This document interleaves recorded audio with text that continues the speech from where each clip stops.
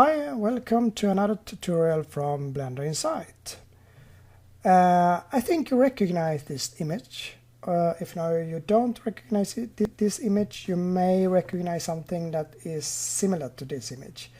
Yes, it's the final result if you are following the Blender Guru's tutorial about how to make donuts. This is my end result. It could be that yours are slightly different, but this is how it gets. I think personally it was a really good tutorial. It was a long tutorial for making 2 donuts, but still it was a really good tutorial.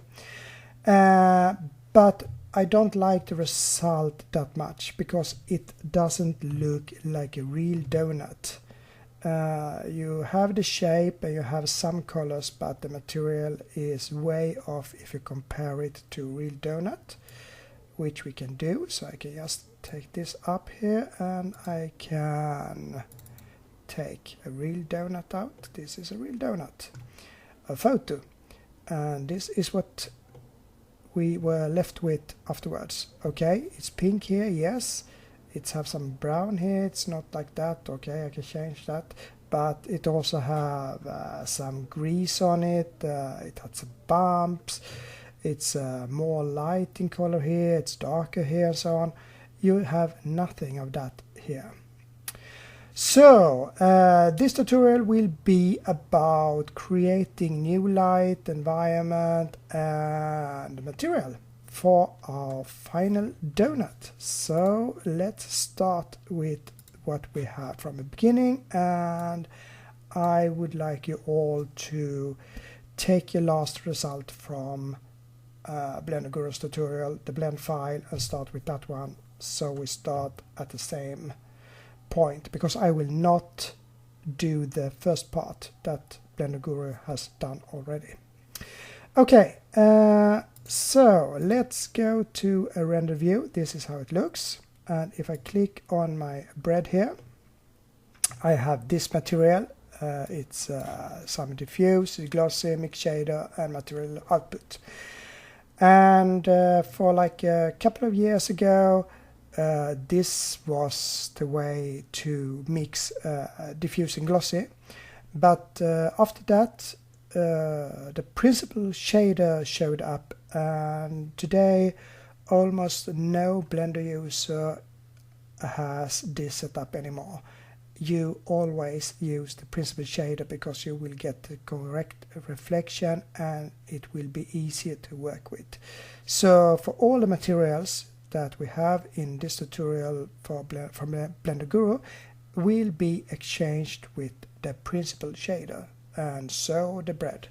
So I start with Shift A and shader and put in the principled here. So take that away, and now you can see the bread is black. And now I put in my principled, and now I can take away this. And as I said, the coloring is not one color, it's a lot of colors, but the first thing is that the donuts are like almost in 2 pieces glued together, where the middle part are more light and then it's darker on top and bottom. I think I have another image here that I can show you that is more clear what I'm talking about. You can see here it's a dark yellow tone, and then it's light tone, and then you have a dark in the bottom, and that is the same for everything. It's darker, lighter and darker, and same here, it's darker, lighter and darker, and so on. So we should have the same thing here. How to do that is not so complicated. You need an input from texture coordinate. This will decide where to put the material on the object, and I will use generated, and I will split that into our different axes, so converter and separate X, Y, Z, like this. Z as an axis is the one that goes up and down, and that is perfect for us because then we can control up middle and down. And to do that we put in a color ramp as well. So Shift A, color ramp, put in and connect that to Z here and to the color here. Now it could be hard to see, so first of all I go closer and I will also do a view global local, and then you can see it. So when I drag this up here you can see that the dark is taking over like this, and if I take this here it will be more white. Okay, so if I should have a dark, light, dark thing here, I should have 3 arrows here. So I add another one like this, and this is now like reversed. So that first part is the bottom, middle part is the middle, and the last part here is the top. So what should we have on the top? Well, we should have dark yellow. So then we control it and put in like a dark yellow here, like that, almost brown. I think we could have a little more yellow in it, like that. And then we have this middle part. We can leave it as it is for the being now, and then go to the bottom, take it up a bit so we can see it even more. You see you can move these and then remove these things as well. And that should also be yellow, so yes, change that to some type of yellow as well. Could be that you want it slightly more brown because of when you bake it from, yeah, it's on the plate here and it gets a little bit warmer, little darker and so on. I think so anyway. I have never done these in reality, just eaten them, but I think it's like this. Okay, so now we have it like this. We have a yellow part, a white part, and the yellow part. We could make the white part just slightly yellow as well, but we don't have to do that much. Could be like this. Okay, so that is the first part.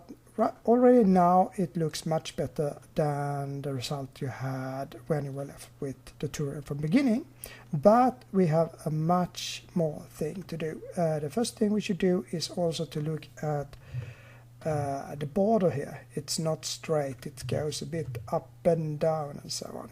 So we should do that as well here.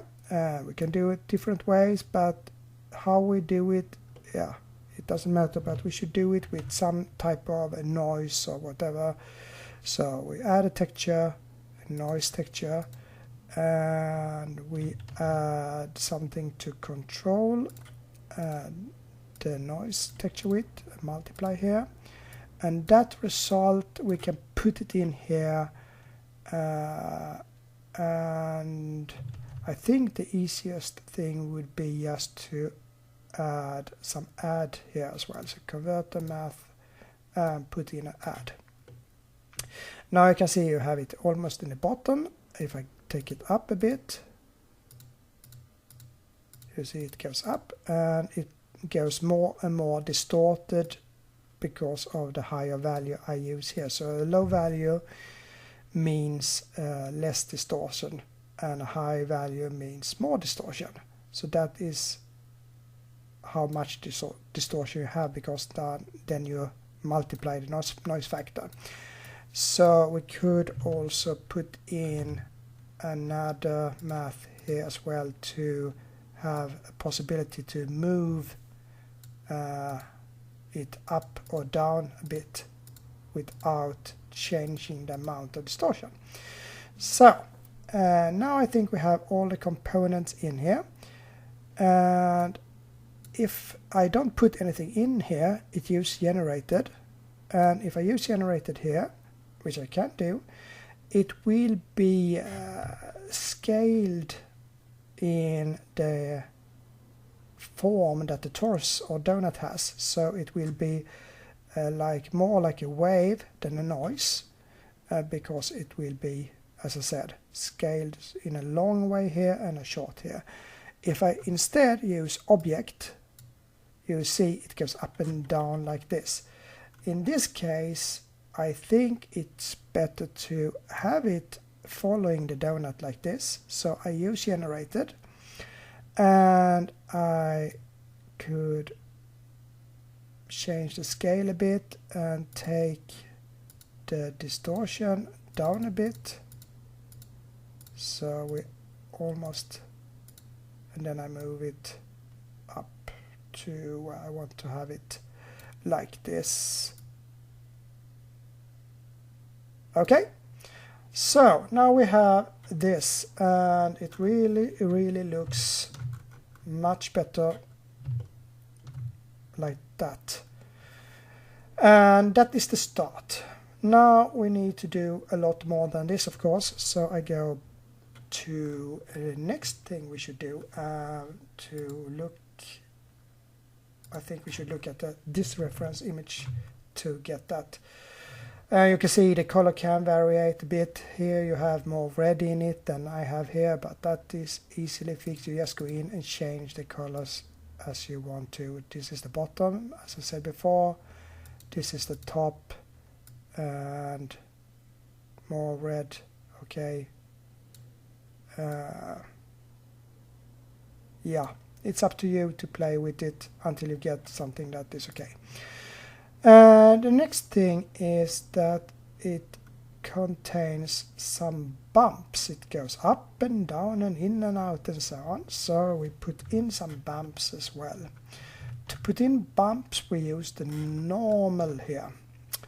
And we use vector and bump vector and put that into normal, and then we can get bumps. But we need to have something that generates the bump. So to do that, we can put in a noise texture here as well. We can take that factor to the height, and you now see that we get bumps. But these will also be extruded or dragged, scaled, whatever, in the same way as the donut is, and we don't want that in this case. So in this case, I will use the object here, and then I get bumps all over like this, and I can then change the scale so it's a little bit less, and you can also see that the strength doesn't have to be that high, so we can take that down a bit, and we can also put in to the distance here, then we get it even better, I think, but it's too hard to use the complete distance, so I think we should put in a math node to dampen it just a bit. Put in multiply here, and then we can control how much. As you can see now, it's really bad, but if I put it like this, it's good. Perhaps some distortion, but don't use too much because it goes in those round things, so just a small amount of distortion if you use it. Like that. Perhaps some more details. You get the small bumps as well because it's bread. Okay, that you can also play with until you are happy with it. And the next thing is to put in some glossiness, because now it's almost no glossiness at all. There you have a lot of glossiness, and there you have some, and there you have nothing. What a lot of people do wrong is that they put a specific value on roughness when they're playing with it and say, okay, this looks okay. Well, it doesn't, because when the light reflects, it also gives out different values of glossiness or roughness.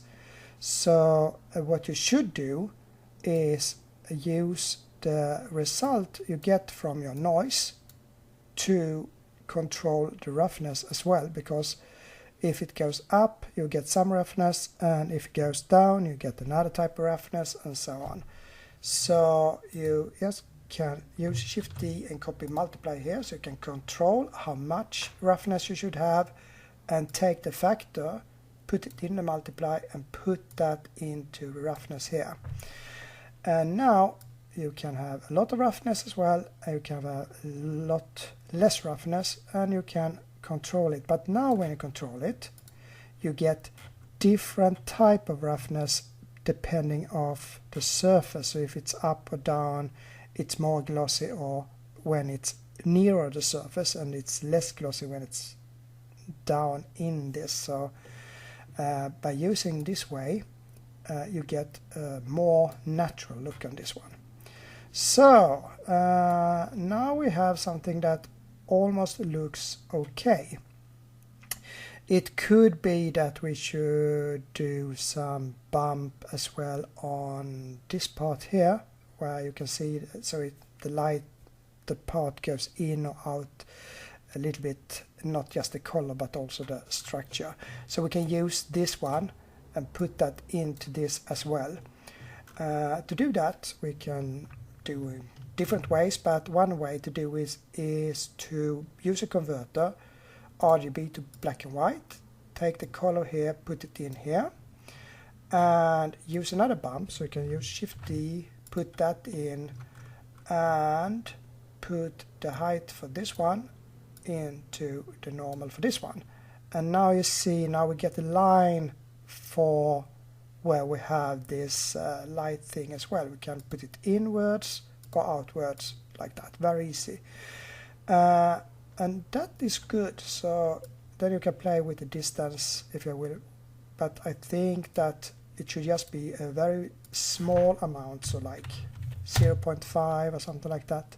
Then we have it in here. Okay, so now we have some structure on it. We have it light here, we have it dark here, and the next thing is also to have like that grease layer on top. And how to do that? Well, with Principle it's really easy. You have something called clear coat. It's normally used when you want to have another coating layer on your car paint, but it could look like grease as well. So you can put in clear coat as a layer above the normal layer, and then you get that as well here. But since you have the same thing here with everything is not evenly spread, it's not car paint. This is a baked thing with a lot of mistakes, so to say. So some parts should have a lot of clear coat, and some parts should not have any clear coat at all. So in that case we also need to do like a noise or something in here. So we can take, we don't need to use exactly the same noise here, we can take something else but still use a noise. So take that one, Shift D, copy, put it in the factor for clear coat here, and we would like to have that from the object here as well. So we take the line, drag it all the way here to my noise over here, and I can play with the scale a bit, and I can also put in multiply. So Shift D, put it in here, and then I can control how much I would like it to be. And here I can use rather match value, because I would like to have a lot of those clear coat, and I can also have some clear coat roughness into it, but that I can have a static value on, that doesn't matter.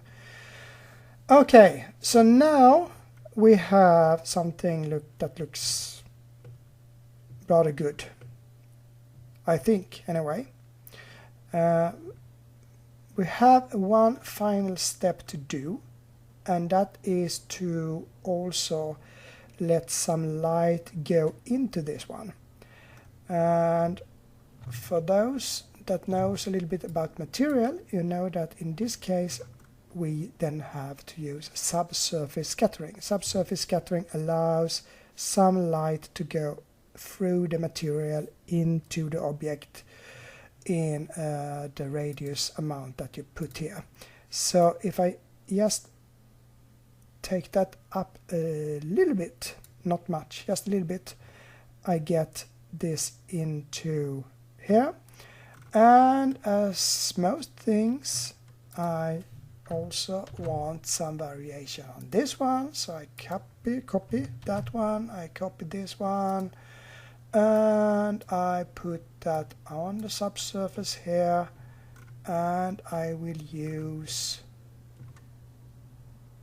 no, I will not use, I will use generated here, I think. That would be best. I don't have to take that line, it will be generated by default, but it's easier. Now you see that I have a high value here, so it's completely red, and that is because the subsurface color is red. You can change that to a more orange or yellow look here. And the value is rather high. We can take that down a bit in our multiply here. We can change the scale, so we get some random thing as on that one as well.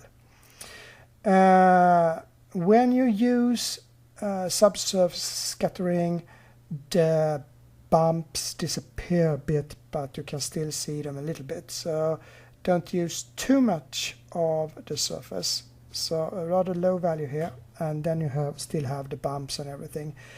And I think we will stop here when it comes to the material for the donut, or for the bread, so to say. And as you can see, it's a lot more complicated than the glossy diffused thing that you used from beginning, but also the result will look much better. If you want to go one step further, then you can also put in all those small things here, and that you can do if you want just to put in a bump here. You can do it. I can show you a little bit how it works. Noise texture as normal, connect it to object. You can use the bump vector if you want here as well. We have discussions about putting a bump on a bump, and a bump is not that good method to do it, but as long as it works here, it's fine to do it. So you can put it in here, and when you do, you get all these bumps, and you can put a scale rather high up, and now you can see you get a lot of small bumps as well. You can go up to, I don't know, 100 or something, and then you get these very small things, and it's a really small amount of distortion. And then the distance, if I take it up, it should not be that high anyway, and the strength should not be that high, so keep things low. It's just so it should be something that is visible. Okay, but now I think we should stay here. We can certainly do a lot of things, but it will take too much time. So I now go to view, global local. So now we have fixed that material. We now can go to the material for the pink stuff here. The pink stuff is really easy. It's it's almost fake in the real picture.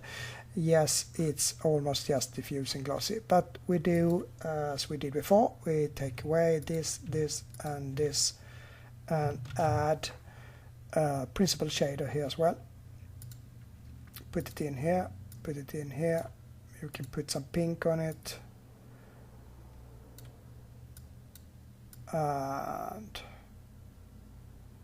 like that, I think, and say that some roughness, rather low roughness,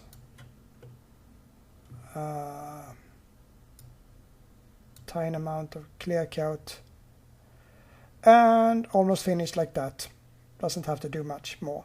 But if we look closely on this, it's you see that it's a little bit darker here. You have a dark spot here. Of course, some of these are reflection, but there are some variations on that color as well. So we should put in some variations here. So we do that. Input, texture coordinate, input, no, not an input, a converter, color amp, and we also have a converter. No, we have a texture. We use a noise texture here, I think. We put the object to the vector, put that in here, put that to the color, and now you see you get different variations. You can scale it. You don't have to have that much variations. You can have it more subtle like that. And of course it should not be, you can have it white, but we should have it pink right now. So go to this one. Don't have to click on the arrow, we can click on the side as well. It still is the white that you will change, and we can change this to some very light pink here. We can change this black to a more darker pink tone. And as I said, it's not a big variation in colors,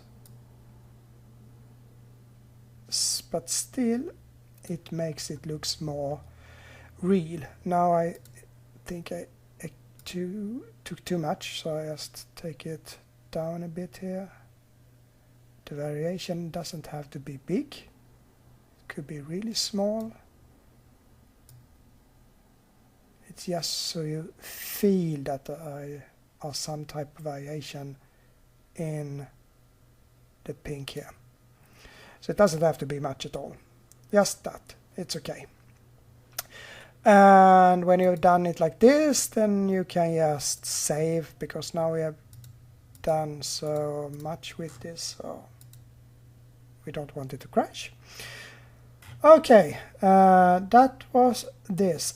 Before we continue, we should also use another type of light. We should use HDRI light.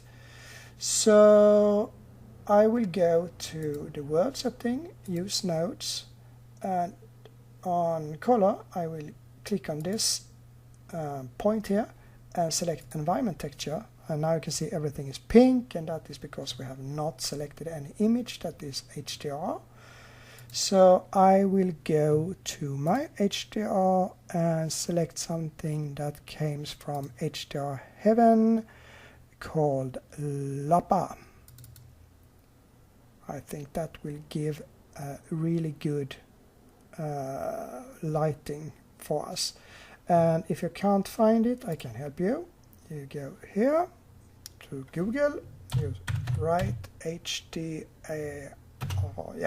Haven, something like that, and then you get it, and you go to HDRIs, and you can take and select indoor, and here you have a lot of indoors to select from.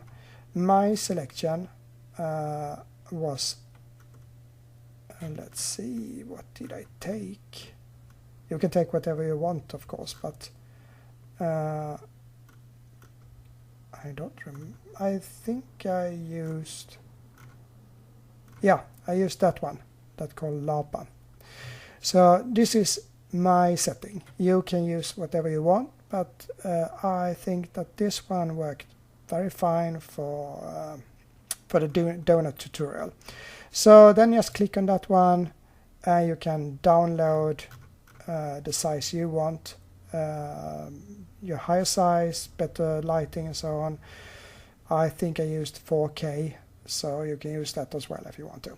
So that is how you get the picture. Then you save it, and then you can open it in Blender here, and then you get the lighting. So using the HDRI lighting have already made this image look more realistic, besides the change of material that I did here. The next thing you can do is also change how it transforms the colors here. So we have the HDR, but in the scene here we can also change the color management, and by default is sRGB, but when we are working with something that should look real, we should use Filmic instead.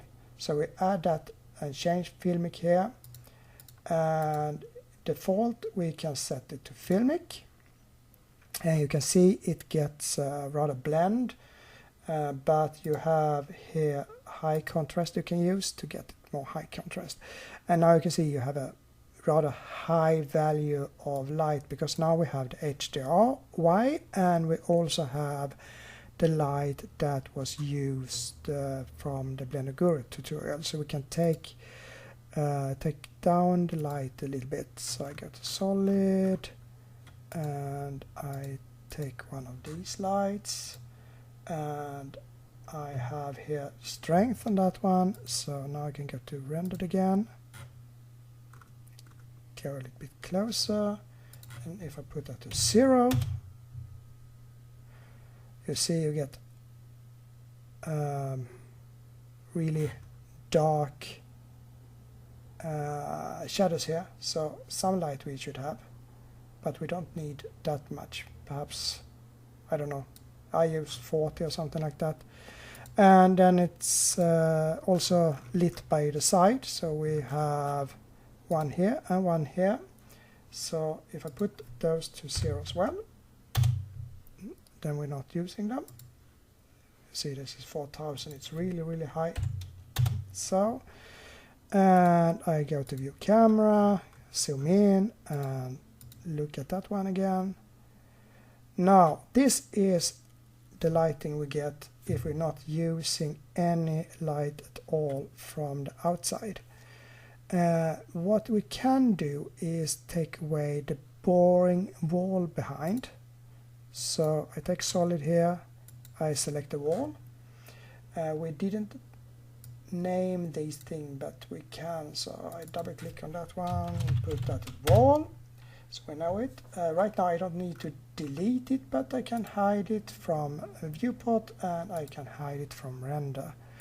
And then I have it in the background, and we are sitting outside and eating. But the image is a bit too dark, I think. So we go to the lamps here as well, and since they are not named, it's guessing time here, but if I put that to 1000, you see that I get some light from this side here. Then we can also, we had this is from the other side, and we can change that to, I don't know, 100 perhaps, to get some light from that side as well. And now I also think that we could, do we have some more lamps? We have that one, we have that one.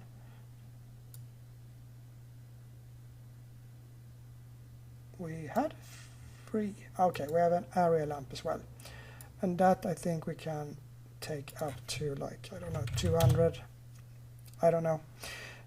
So now we have something that should look more realistic. Now when we have dampened the light, we can go back to our scene, and we don't need high contrast anymore. We can go to medium high contrast, and we get back the realistic look of our donut. Okay, next step we can do is to change the porcelain here, because that also needs some update, I can say, before that. So I do that. I select the porcelain, and what I like to do is to change it so that I get like a line here and have some white or black, I don't know. We can play with it, but as normal we take away diffuse, we take away glossy and everything like this, and we add a shader and a principled shader here using Shift A and select shader. And now you can see we have a white, and we just can take down the roughness a bit, and it already looks much more good than it did before, because the principled shader will handle the reflection much better than the previous thing did. But we also would like to perhaps change a little bit about the color, so I can put in an input texture coordinate like this.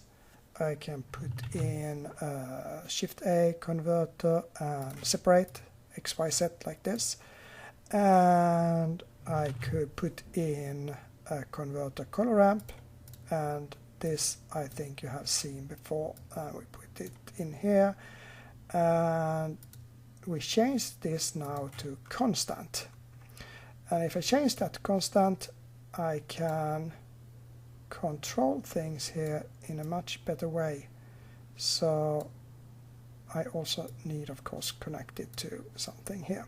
So now you can see if I drag it up, I get the line here, and if I take it down, I get the small line there.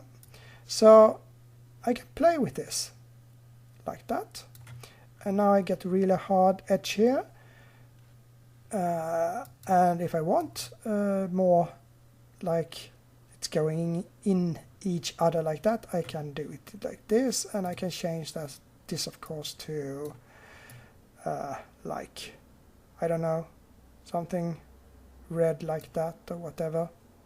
It's easy for you to change to whatever you want, and you can decide, and here you can have the same roughness all over, because this is something that is put in, I don't think, I burned in an oven, and then you get the porcelain with everything, and it's the same all over, so it should be static. It's okay to use that. So then you can get this really good, and of course if you would like to use like a gold thing here with a lot of metallic and so on, you cannot just put in metallic, because then you will put metallic on the complete plate, of course. But what you can do if you want to is to create another set here and then use the mix as you used the mix between diffuse and glossy before. And I can show you how that works. So use the principle again, so Shift D, copy it here, and you can put in a shader, a mix shader between those two, like this. Put that into that one, and if I do that, then it's the factor here that controls everything. So if I put in 1, it's this part that is using or painting the material for the plate, and if I put it to 0, it of course the upper part that is doing it. So we should have something like 1 or 0 here, not between. We can do that in different ways. One way is also that we could use the converter color ramp if we want to, in the same way that we did here. So I can just copy that one and that one, Shift D, put it up here, put in set here, but change that to a constant. And if I put that to constant, it either is white, which means 1, or black, which means 0. And then I can put that into my mix here, and then I get just that 1 or 0. So to be correct, I can also put in color and put in that converter, and put in that I should use RGB to black and white. Now it is black and white here, but since we are using a gray here, it's always a good behavior to change that node so it gets the same color here. Okay, now I'm controlling this, and I can put in like a yellow tone here so you can see where the gold thing is, and I can put in as much metallic as I want to. Now you can see it's get metallic.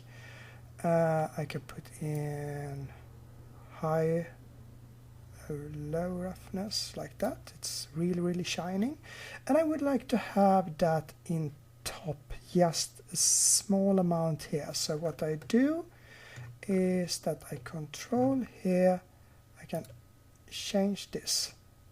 So if I now use it in the top here, you can see that I get it here like that.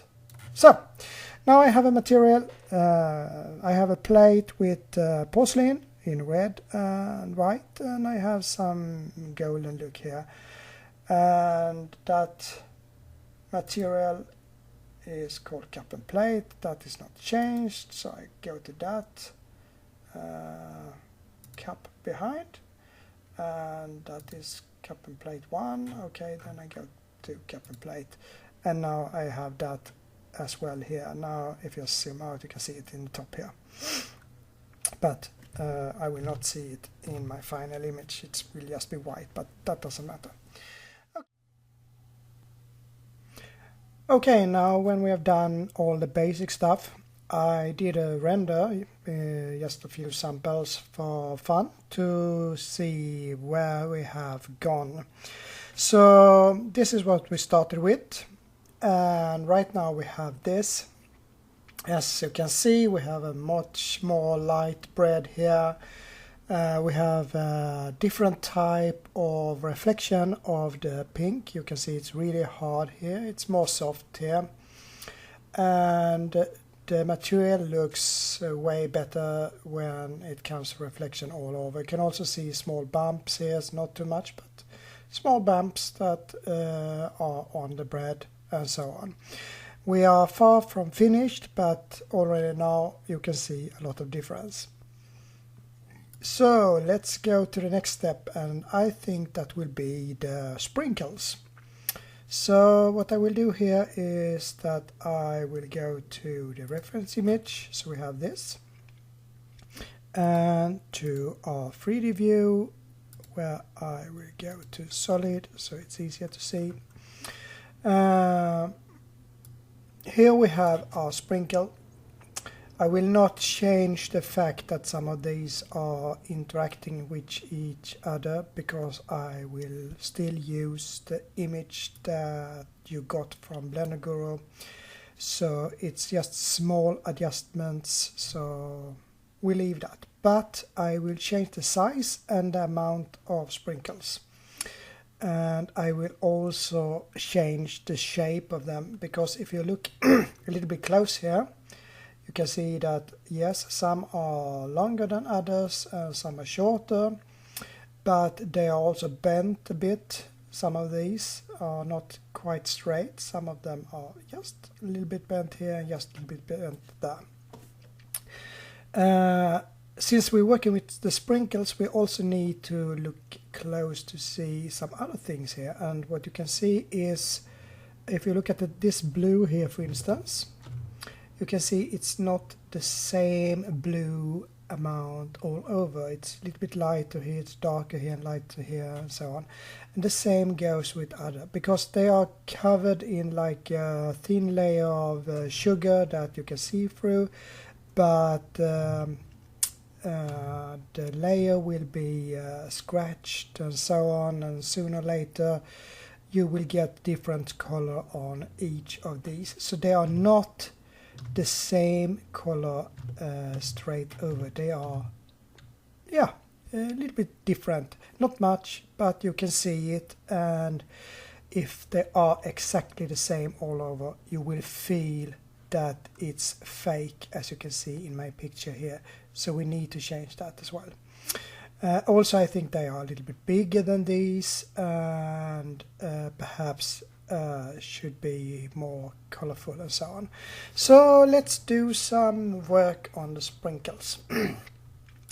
If I press on my number 3 scene here, I don't know why it's 3 and not 2, I don't remember the tutorial. I have my sprinkles here, and if I go to my node editor, you can see that they are grouped, and see if I get some here. Yes, here we have some, and I go to this one. So you can see that you have a sprinkle color, and this one called green, this is orange, and yellow, and red, and so on. But that is because in Blender Guru tutorial you learn that, okay, I should do one material for each sprinkle. I should do one material for yellow, one for green, one for orange, and so on. But I will not use that. I will do one material for all of these. So I will start with the sprinkle color, and that will then be replicated to all these. That means that the same sprinkle material will be applied on all. So I start with that one called sprinkle color. And as normal, I take away the diffuse, the glossy, the mix, and then I only have a material output, and you can see it's black over here. So Shift A, and then add my principled, put it in here, and I put in a lot of roughness, or sorry, very little roughness, so I get it more in a glossy shape or glossy style or whatever. Can make this a little bit bigger so you can see it. And to that I will add a lot of colors. And now I use Shift A, input, and something called object info. On object info I have something called object index, and I have random. So I can use random because random will get a new number for every new object there is, and I can create some color ramp here, converter and color ramp, and put that random into this one and change that linear here to a constant and put that constant into my base color. And if I put in one arrow for each color I have here, I can then create a lot of different colors. So let's see, if I now have two colors, I have black and I have white, I can put in some more and try to arrange them so they are almost similar in distance between them. I can put in one more here, I think. It doesn't have to be exact, because we don't have exact the same amount of green, yellow, red, and so on, but slightly. So okay, white, yes, we have white here, so we keep white. The next one, I don't know, purple perhaps, so we take that up and I go to, I don't know, almost like that.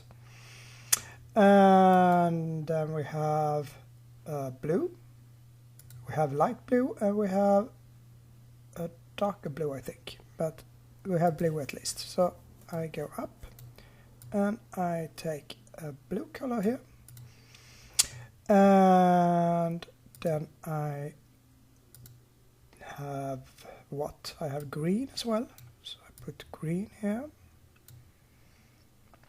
I can have that a little bit darker, so take down that some, and that I can go to more like this, I think. You can of course change this as you want to. This is just to show you the principle. A lot of yellow there, and we also had some red.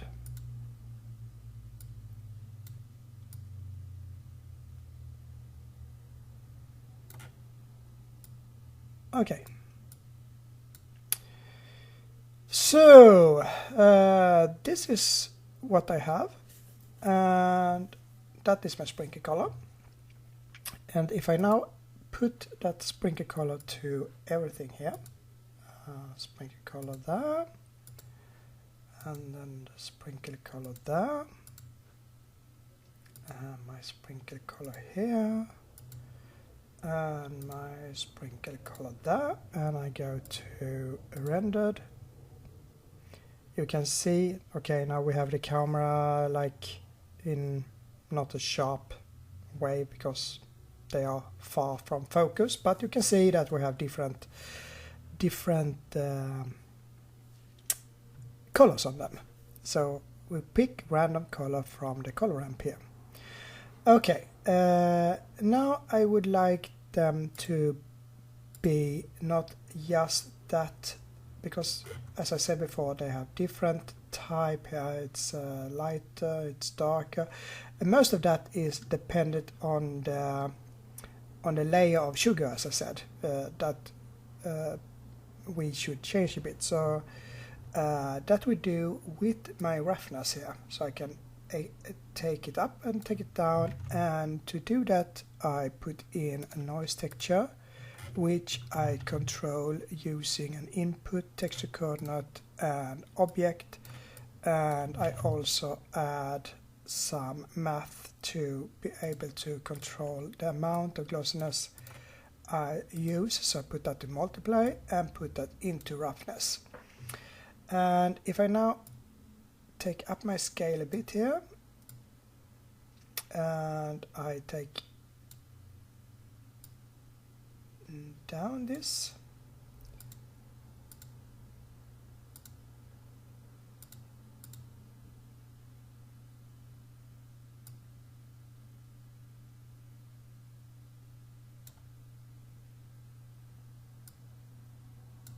it's hard to see on the image, but something like that, and then it will be changed on the surface how much roughness it has.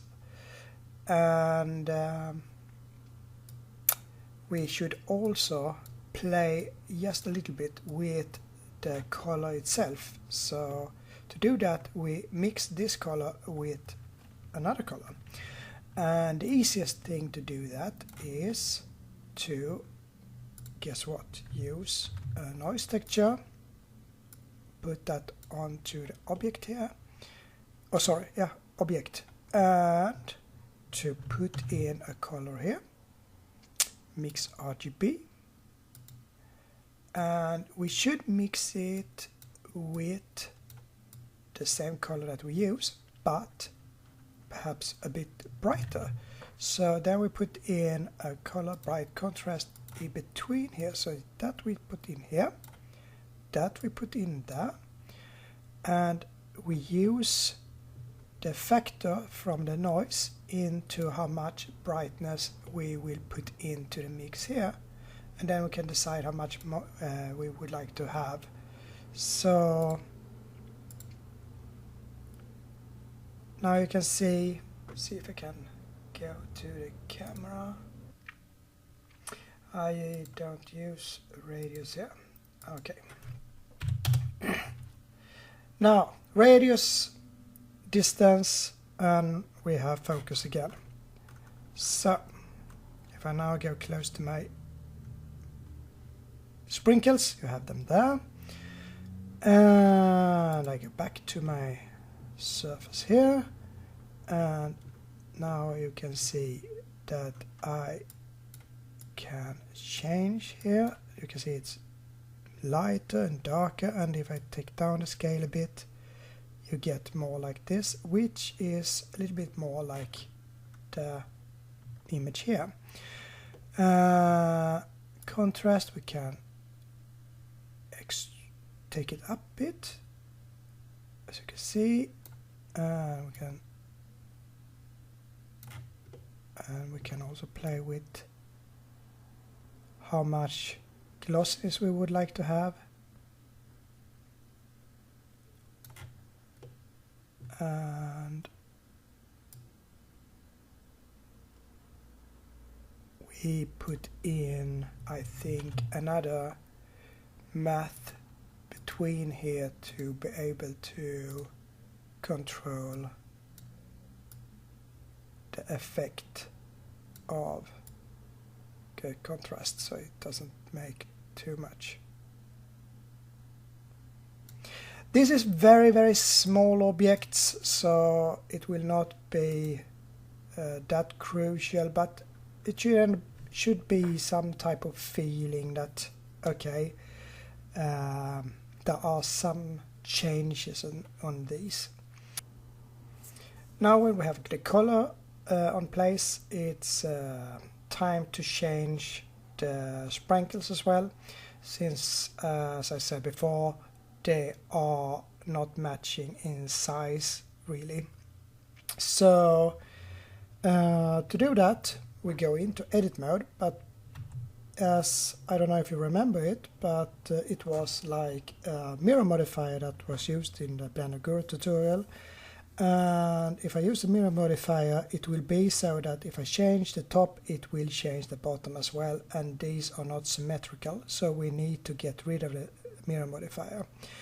But before we take away or apply a mirror modifier, we should be able to, or we should remove the face that is in here, because that will be trouble to have that face in here. So first of all, go to edit mode using tab and select the face in the middle and press delete faces. Still you will have the same shape, but you will not have the face in the middle. The face in the middle, if you put apply, will do so you get a visible edge here, but if you take away the face, it will be fine to put the apply on that one. So put apply on the mirror, and as you can see, you cannot do it in edit mode, so go first to object mode, press apply, and then you can go back, and now it's not using the mirror modifier. So now we can change this how we want to, and it's no big deal, you can do whatever you want. I can press Ctrl R, put like 5 here, something like that, and hold down Alt and select the top like this. And now I have, in this case I used enable here, and I just used random, but you can use smooth or whatever you want, and just drag it using G and then drag it a little bit, and you can do the same on the other way, just move it so we got, and then you can do Ctrl R and like 5 in the bottom as well, and G and move that as well, not too much but a little bit, so you get it in this shape here. Could be, it should be scaled a bit as well, and if you scale something, don't miss to apply the scale as well, so we get the correct in this one. And then you do the same for all of these, so you get them better, and you can also do them a little bit fatter in the middle. So select one of these, select the smooth and scale, then I think it will be a little bit better. Could also be that using random as I did, now I go back, make it too wiggly, so it could be that just use smooth in here and then drag it a bit like this. Yeah, that will be better. And as I said, perhaps a little bit scale in the middle like that. Yeah, that looks better. So do the same thing with other ones. So select the face, remove that face in the middle, faces, go to the next one, edit, remove faces, next one, delete faces, next one, delete faces, and the last one, delete faces. And now you can go to object mode, apply, apply, apply, apply. Very repetitive work this, but now everything is done correctly. So now it's easy for you to go in and put in Ctrl R3 or whatever and select one of these and just drag them a bit like that. You don't have to do, as you can see, it's a small changes, so you don't have to do a lot. Some of these could be straight as well. I can see that some of these are, just so you have some changes. Ctrl R, like 4 there. As you can see, I have no logic in doing this because it's rather random. And some scale here, small scale, like that. And some bend on this one perhaps, so Ctrl R and don't know, 3, take the first one, some rotation, and on the last one, Ctrl R5, some more rotation. Okay, so now they are not exactly the same, and also I think most of these should be scaled to more like this, and object, apply, scale for all of them. So now we have sprinkles that I'm more satisfied with. So if I put that one and that one on, and I go to my camera view, I have now different sprinkles. I will now change the particle system on them.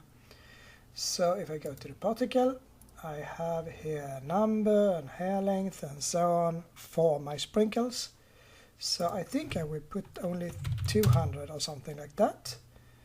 I can keep the hair length and I will change the size a bit to it.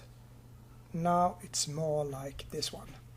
I can also try to change the seed here to get a better view of it. So now it looks more like this, and I don't have anything that is interacting between them. So now I think I have my sprinkles. So if I put rendered on this one, it looks way better than before. You can see here that you have different colors on every sprinkle. It could be that I should do it slightly darker than I have done. So then I just go to my sprinkle again on my number 3 here. You can see that my sprinkles here somewhere. Just select one and I go back to my camera view camera. So I have that, and now I have that selected, and it could be that I should take up the contrast slightly. So yes, like this. I think that will be better. Now you can see it's going up and down a bit here. It has also color changes, and it looks much better than it did before. It could also be that it should be even bigger. No, I think I stay like this. So now you also have the sprinkles in. I wonder if I should make them slightly darker. So if I take down this, just one, yeah, that you can play with. But now you can see it. It's more like correct here, and I can also put a thin layer on of clear coat on these as well, because as I said before, it's like a sugar layer that is on top on the color itself, and I think it will be better if I put some clear coat on the top of the sprinkles here. So now we are finished with the sprinkles and the change of that, and we save again, so we have that cleared out. I can also go back to my camera because I changed that before. I don't know, I think it was f-stop 09, I think it was distance like 6.11 something. It doesn't matter that much, but so we get something that is similar to what we have before. I think the next change I will do is something more on the pink stuff here, and that is because it's so damn perfect. If you see here, you have some scratches, it's some lines going here, it's bent in here, and so on. So it's not perfect in reality, so it should not be perfect in our image as well. You could do it using the materials and using bumps and so on. You can also do it just changing the model a bit, and I will do it in that way, in a very, very simple matter. So simple way to do it. So what I will take is, I will take this, I go to edit mode, I select subdivide, and here I have something called fractal. So if I just put one number of cats and I change fractal, I can make it so the subdivide, if it's 0, it's perfect. But if I take up fractal a bit, I distort the subdivision a bit.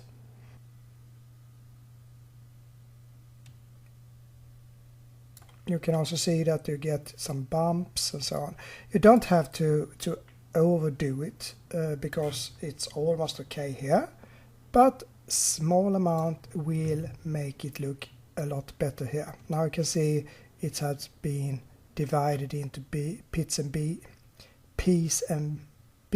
pieces here, and you have some ups and downs and so on. And you can do the same with other ones. So just select that, press object or edit mode using tab, go to subdivide, and you automatically have the last selected fractal here. So if it's okay, it's okay, otherwise just change it a bit and then you can go back again.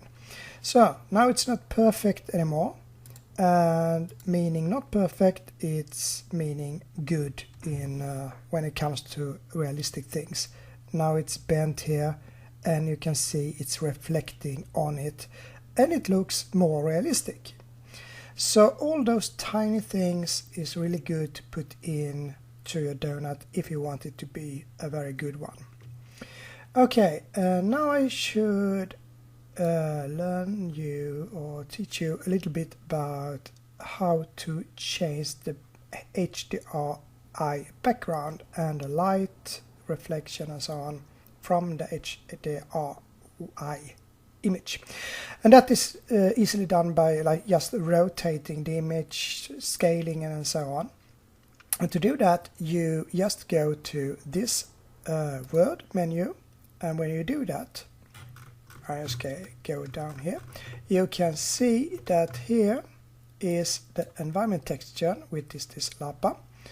And what I can do, if I want to, is just to put in an input texture coordinate, and between those two I can put in a mapping vector and put the generated here and put the vector to vector, and nothing happens right now. But if I change the location, rotation and so on, I will move the background around. So as you can see now, if I change, the table will now be a little bit yeah, bent on one direction. And of course, if I take it like this, it will be in another direction. So you have X and you have Y. And now, as you can see, it perhaps looks better to have this. And what you're changing here is not just the image structure, it's also the light where it comes from, because the image itself has, of course, different lighting. So if I go down a bit here, you can see it's more light here, and if I want that light, I can also change my location. So now you can see it's really bright from the image, because now I take all the light that comes into a room, force it to my image here. So you can play around with your background until you find something that looks nice for you, where you have proper light and so on, just by using the mapping vector. Then of course you also need to put in perhaps some other light resource as well to get the shadows working in a good way and so on. But that is the first step. Okay, the table. The table does not look good. This is a polygon texture, so it should look fabulous. So we have to look at that one and see why it doesn't look good. I click on my table, I get it here, but nothing changed here, and that is because I have to go back to my material here as well. So go to that object and material, and here I have my settings for the wood, and I have used the correct things, I think, here, but as normal we change all these things to principled shader instead, because this is not looking good at all. So Shift A, shader, principled, put that in like that. Take away that mix shader here, and now we see what we can do. We have an image texture at the top, and that is just gloss. Gloss means in this case roughness. So I think I will take away those things that doesn't matter here. So I take away that one and that one. I can keep this. What do we have here? Color.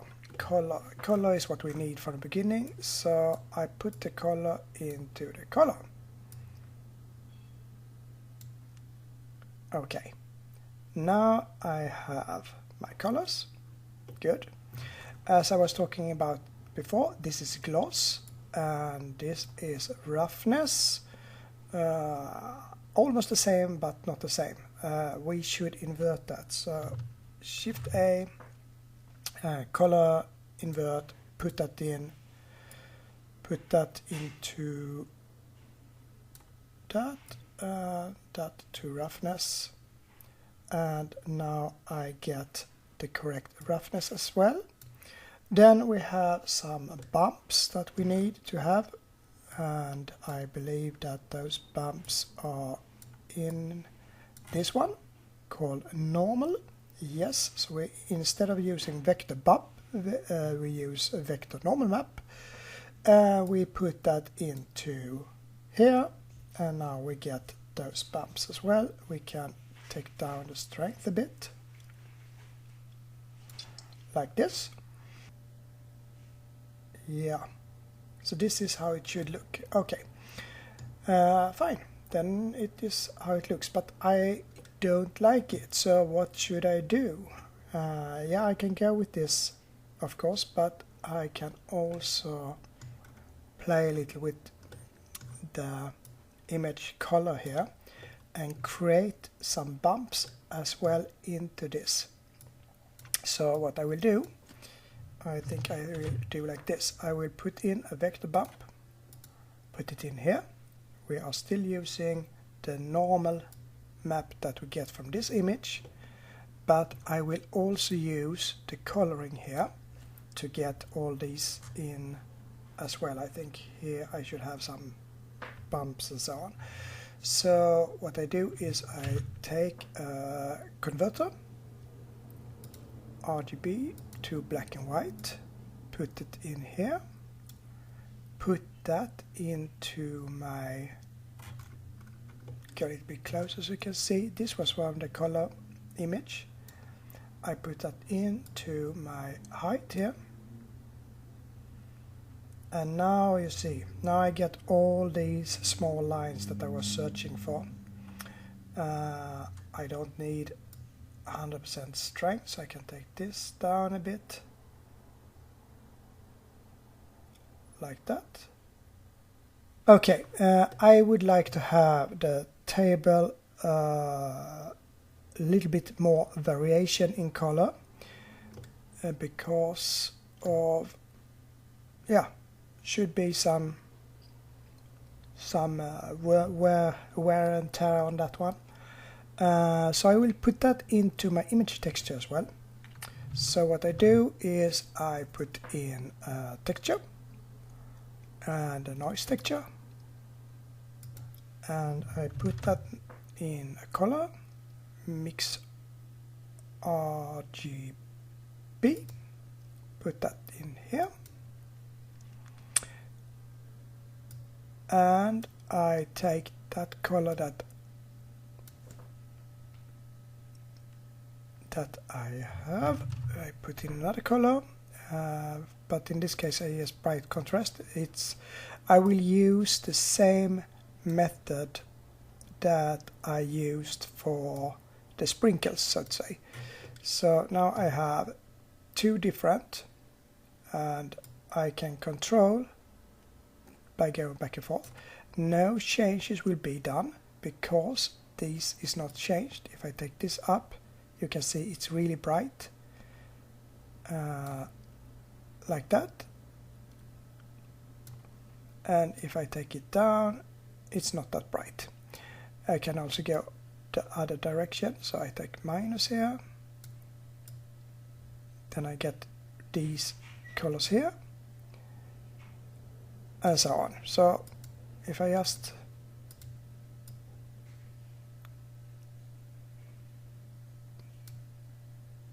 do some changes here, like this, then I take this factor from my texture, put it in here, and I put in an input texture coordinate here.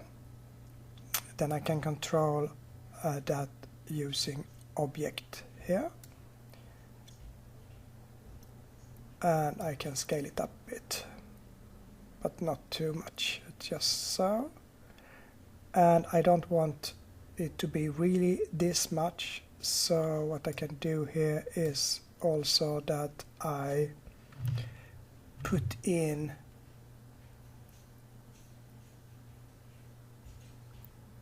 another math between these, where I can control if I add some value here, it will not be that much, so take up just a bit.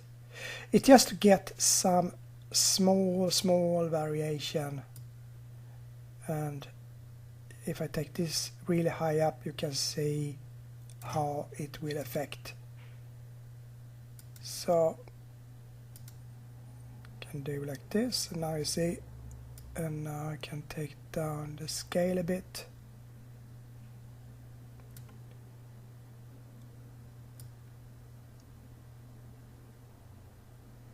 And this is also, as I said before, a lot of these things are just to play with the values until you get something that it looks good. Okay, so now we have some changes on the table here as well. I also would like to check the glossiness here. So what we can do here is then just to put in a bright contrast. between here. And then I can, as you can see now, you can really get a lot of high and low. Now this is too much, as you can see, but you can see them, and that is good because now we can. I was not happy with it before, so I just increased the contrast a bit. I'm mostly looking at that image here. It's hard to see here. Okay, now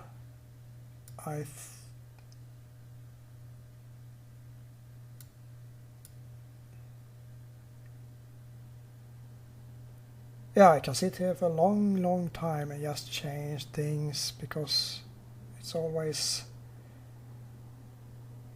how much you want to do before you're satisfied. But in this case you can, as I said, by using the brightness here, that is why. Higher brightness gives it more. Now I'm more satisfied. So now I get it in a better way here, I think. It could be that this is a bit too much of roughness here. So then, but now I have my my changes that I was searching for before. So now I can just put in converter math here as well, and all add. It's always roughness. Okay, more roughness, more, then I add a value. Okay. I have had a vacation, you know. You get so slow in your head, so you forget a lot of things. Okay, so now I like my woodwork a lot better. But as you can see, yes, you can get material from different places like polygon and so on, images, textures, but you don't have to be satisfied with the images directly for that, just because they are perfect, so to say. You can put in information here to change those images if you want to. It's also so that I can perhaps think that the lines here are too straight and so on. Then I can also change the image itself. So as you can see here I have the image. It's going from my UV into this one. So if I now take input, texture coordinate, put that into, then I have my UV and there is no change in that one. But what I can do, I can always do things, is to put in a separate like this, and then I convert the combine like this, and now I can play with this a little bit, but then I should use that output for all images here, so I can, before I start playing with things, I can just connect this one with this one. Then I connected.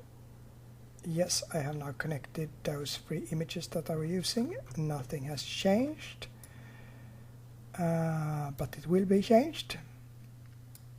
And I have. So this is just getting it, separating it, and then combine it. Nothing will happen. So to make things happen, I need to put some math between the separate and combine, and that is what I'm doing now. So I put in math, and I put an add node here, and I also put an add node here as well. And I will, guess what, use the noise texture again. If I put a noise texture here, and I will put a converter, math, and multiply, because I will just add a very small amount. So using multiply here, then I can decrease the amount that comes out from this one. And I will use object to put in to this one. And I will use the same, so I use Shift D for those two. Put it up here, connect that to this one, connect that to that one, connect that to object, and you can see that the table is now totally destroyed. Good. So I now go down to like, so you can see, now you can see the pattern here. And if I take down here, you can see it even more. So if you take a really low number, I go in, zoom in so you can see a bit.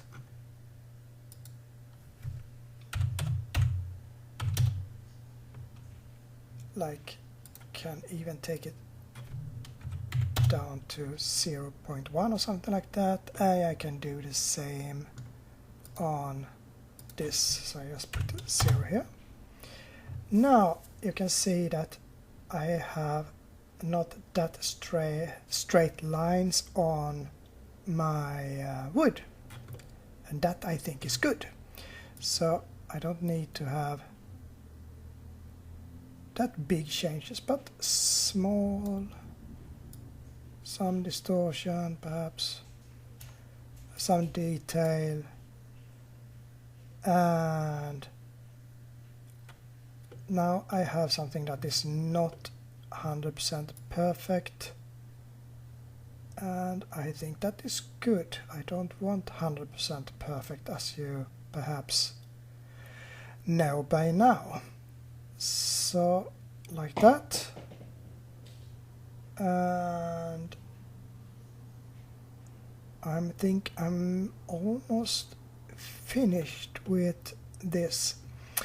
I should have more shadow, I believe, and it should be not this bright, so I will change that as well before I'm happy with it. When it comes to HDRI image, you just go to the word and you can change the strength here. So 0 means that you are almost, not almost, you're not using the light or the background at all, and then you can of course take it up as much as you want to. So you can easily change it to something that is perhaps a bit lower or higher depending on what type of image you're using, and then you can get more like the reflection you wanted to. And now I can see that we have a light from here, and that is mostly from the HDRI. So what I need to do is select that lamp that I had before. If I take that to 0, then you see now the shadow comes from the correct direction. It comes from here, because that lamp was sitting here and it was disturbing and it looked very, very strange, so we have it here. Then the question is if we should have the light coming from here or if it should have it here. But now I have done HDRI imaging, so it comes from here, so then I can keep it like this. And I can also increase the strength just a bit, so it gets good but don't lose the shadow and so on. And perhaps I also should change a little bit about the camera depth of field and so on, but that is, as always, things that you can change as you want to.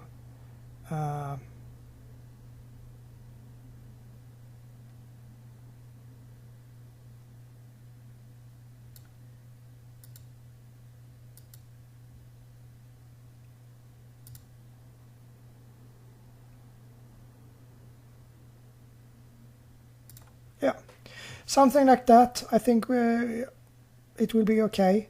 So what I will do now, I will render this image and I will come back to you, and after that we will play just a little bit with the compositor as well, and after that I think we have an image that I am satisfied with. So okay, here's the final result after rendering.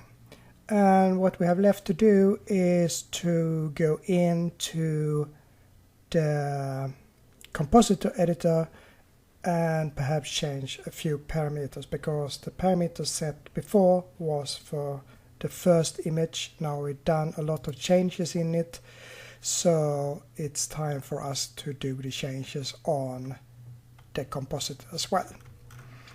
So select the compositor, you do it here, you select use nodes, backdrop, auto render, so you have everything on place.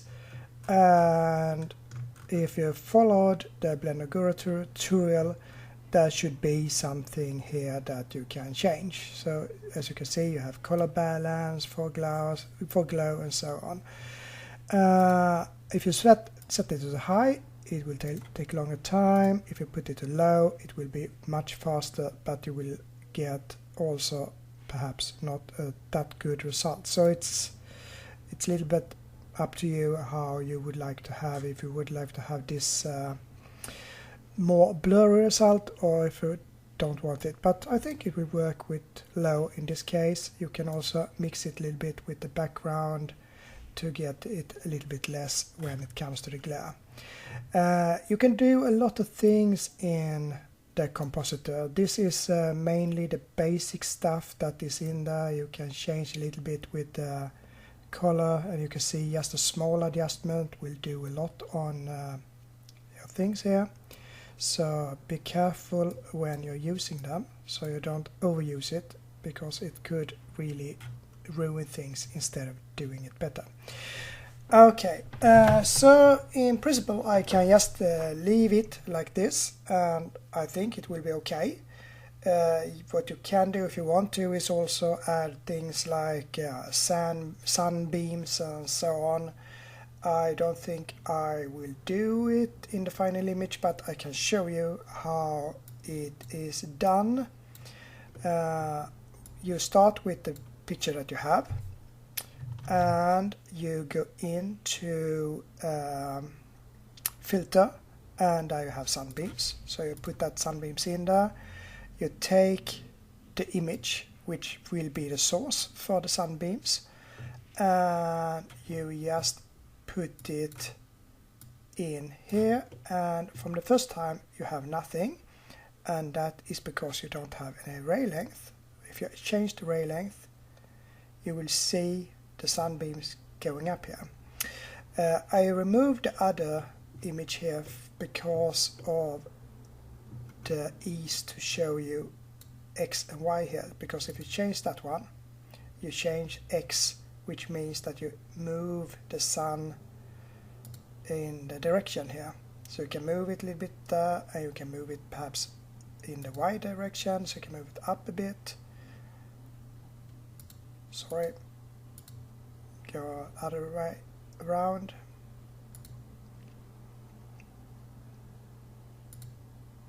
And now you can see you get a sun from the outside going into this. So and then you can, of course, as I said before, you can use the array length to make that work. Okay, then it's just to combine the image you have with this one. So what you do is just go into color, mix, put that in here, and put that one in here, and now you have both of these image in, but to make it work, then you can take away a lot of the sunbeams. So as you can see, it's just shining through gently here. You can even go a little bit closer, and it could be that I should move it to like 0.9 or something like that to get the reflection a little bit better. Just be satisfied with showing you how this works. So now you know how it works and how you can add the sunlight into it. The gold here is rather reflective, which means that it also adds a lot to the sunlight. You could also add a mask here to remove that if you want to. But as I said, it was just to show you how sunlight works, so I will take that away from our image here and just remove those things. And as far as I am concerned, I think I will be finished here. So just for fun, we can now see the different, how it looked from the beginning and how it looks now. So I think there has been some changes between those images, and all has to do with the lighting and the environment and the material. We are using the same objects, the same models. The only small changes I have done is to make the pink less perfect and to make the sprinkles less perfect, and when I zoom in you can see that they are less perfect, and that makes it more realistic. So I hope you have learned something even this time, and continue to see my future tutorials and become a follower, so then I will be happy. Okay, fine, goodbye and have a nice day.